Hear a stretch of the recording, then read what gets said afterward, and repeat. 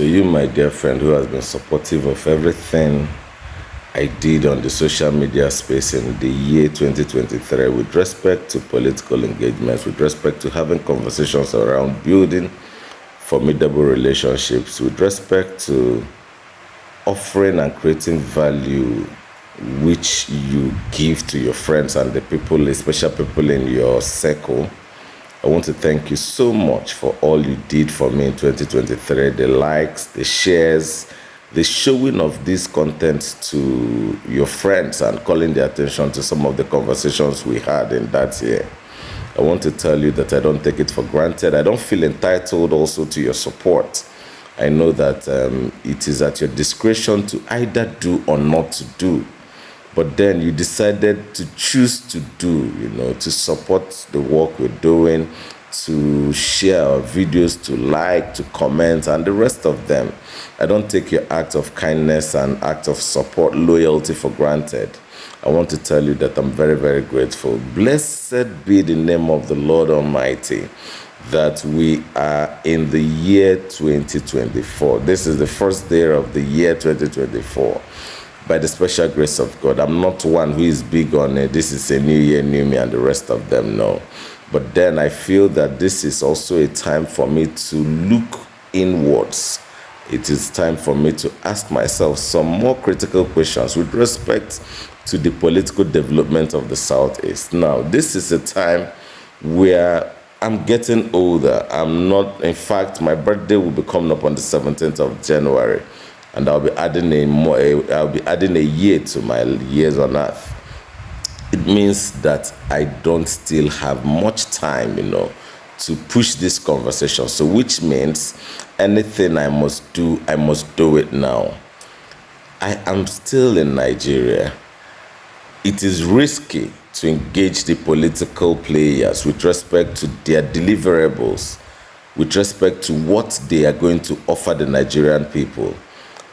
That you even hold them accountable is a big risk to you. But then, some of us don't think we care anymore. The truth is that he who is down fears no fault to a very large extent. Now, in this year, I think I'm going to be more deliberate about how much I engage the Southeastern political office holders. We know we are now used to the fact that politicians are good with making so much promises that most times they don't deliver on. When they say deadlines when they get to the said deadlines and they are not able to deliver, they give us further excuses. I think that will not be pardoned, or that will not be allowed in the present 21st century Southeastern regional economy that we want to build. If you're a political office holder, I want you to understand that you owe every one of us a duty.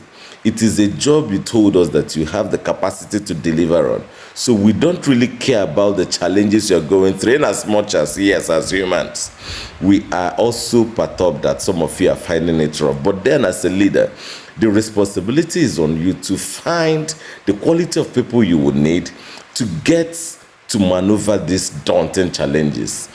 It is harsh globally with respect to political economy and then the economy of the world. But then as a leader, it is dependent on you. It behoves on you to find solutions to our myriads of problems. Most of us are willing to do our part.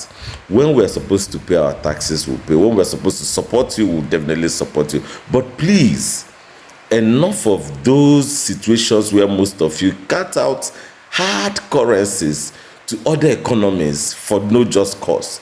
You must leave a legacy as a political officer. That you must. And if you dare choose not to, then you have every one of us to contend with. You guys are moving around with the army. You guys are moving around with the DSS and all that. These are people you are using our taxpayers' money to fund. They are protecting you from the masses, right? But with the way the nation is going, with the way hunger is biting hard on everybody, a time may come when everybody will fall out at once. And I bet you at that time, the barrels of these guns may not save you. Why don't you act in the interest of the society and do that which you're supposed to do with our resources for us? Why don't you build those roads? Why don't you build those hospitals? Why don't you develop those communities? Why don't you develop those agricultural sectors? Why don't you provide security for them? Why don't you synergize with political office holders in the region, with special interests in the southeast, to make sure that it becomes a region where people come to develop and invest in? The truth is that I have no other place to call home. The southeast, Abia State, Ngwaland is my home. I believe that you have to do what you must do to make sure that the southeast thrives. It is my heart cry. Now, we may not be doing this in the way you would like as a political office holders. As a political office holder, I know you wouldn't like the criticism, you wouldn't like the calling out when you don't perform. But I bet you that this is the best thing we can offer you at this time. We must be able to put you on check. We must be able to tell you, especially for those of you that said you were going to pay pension, arrears, and the rest of them, but you've not been able to meet it. We must call you and tell you that you are not doing as you promised.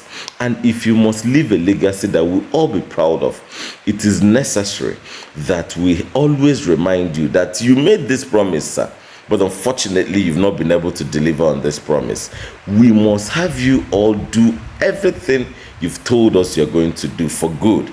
And in a case where you don't deliver on all of them, deliver on majority of them. Thanks and Happy New Year.